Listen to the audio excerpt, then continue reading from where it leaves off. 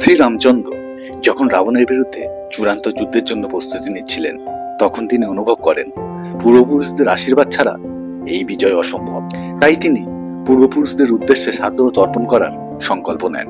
কিন্তু তখনও শ্রাদ্ধ করার নির্দিষ্ট সময় আসেনি, কারণ পিতৃপক্ষ সাধারণত ভাদ্র মাসে হতো, আশ্বিন মাসে নয়। এই অবস্থায় রামচন্দ্র গভীর মনে সূর্যদেবের কাছে প্রার্থনা করেন, দক্ষিণায়ন শেষ করে তুমি তাড়াতাড়ি উত্তরায়ণ শুরু করো। রামচন্দ্রের প্রার্থনায় প্রসন্ন হয়ে সূর্যদেব সময়কে এগিয়ে আনলেন আর নিয়মের বাইরে গিয়ে শ্রাদ্ধ গ্রহণ করলেন। শ্রীরামচন্দ্র শ্রাদ্ধের মাধ্যমে পূর্বপুরুষদের আশীর্বাদ পেয়েছিলেন। বলা হয় সেই আশীর্বাদের বলেই তিনি রাবণ বধে সফল হন। আর এই ঘটনাকেই মহালয়ার সূচনা বলা হয়। বিশ্বাস করা হয় মহালয়ার দিনে পূর্বপুরুষেরা পৃথিবীতে আসেন এবং তাদের উদ্দেশ্যে তর্পণ করলে তারা সন্তুষ্ট হন।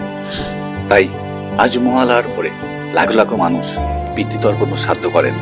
মহালয়া শুধু দুর্গাপূজার আগমনী শুন নয়, বরং আমাদের পূর্বপুরুষদের প্রতি কৃতজ্ঞতা প্রকাশের দিনও বটে।